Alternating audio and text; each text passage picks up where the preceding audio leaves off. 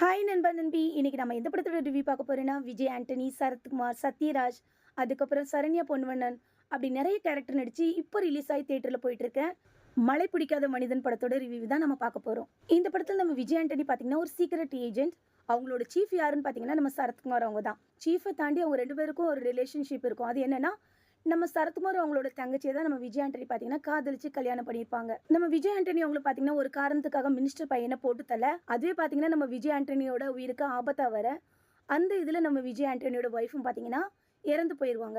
அதே நேரம் சரத்குமார் அவங்களும் பார்த்தீங்கன்னா விஜய் ஆண்டனி உயிரோடு இருந்தும் வெளி உலகத்தை பொறுத்தவரை அவங்க ஒய்ஃபோட சேர்ந்து விஜய் ஆண்டனி இறந்துட்டதா சொல்லி வெளிப்படையாக அறிவிப்பு கொடுத்துருவாங்க. அது மட்டும் இல்லாமல் நம்ம விஜய் ஆண்டனி கிட்ட என்ன சொல்லுவாங்கன்னா, இதுக்கு மேலே நீங்கள் இருந்தாலும் உனக்கு பிரச்சனை தான், ஒரு நிம்மதியான வாழ்க்கை உன்னால வாழ முடியாது அப்படின்னு சொல்லி நம்ம விஜய் ஆண்டனி பார்த்தீங்கன்னா அந்தமான் தீவில் கொண்டு விட்டுருவாங்க. சரி, அங்கே போய் நம்ம விஜய் ஆண்டனிக்கு பிரச்சனை இல்லாமல் இருக்கும்னு பார்த்தா அங்கேயும் பார்த்தீங்கன்னா மினிஸ்டர் ஆளால் நம்ம விஜய் ஆண்டனிக்கு பிரச்சனை வர அதை எப்படி ஃபேஸ் பண்ணுறாங்கிறதான் படத்தோட கதையே. இந்த படத்தில் நம்ம விஜய் ஆண்டனியோட நடிப்பை பற்றி சொல்லவே வேண்டாம். விஜய் ஆண்டனிக்குன்னே பார்த்தீங்கன்னா ஒரு நடிப்பு இருக்கும். அந்த நடிப்பை இந்த படத்தில் அவங்க தரமாகவே கொடுத்துருக்காங்க.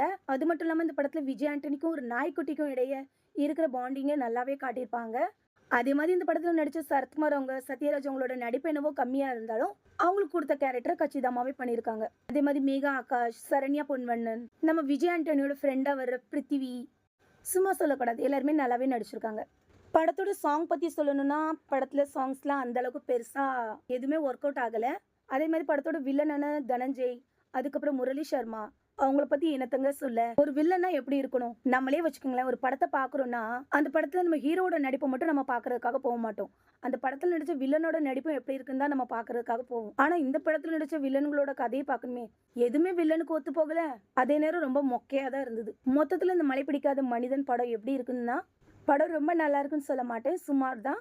ஆனால் என்ன, நம்ம விஜய் ஆண்டனி அவங்களோட நடிப்புக்காக வேணும்னா அந்த படத்தை தாராளமாக தியேட்டரில் போய் பாருங்கள். இந்த வீடியோ உங்களுக்கு பிடிச்சிருந்தா மறக்காமல் நம்ம சேனலை சப்ஸ்கிரைப் பண்ணிக்கோங்க.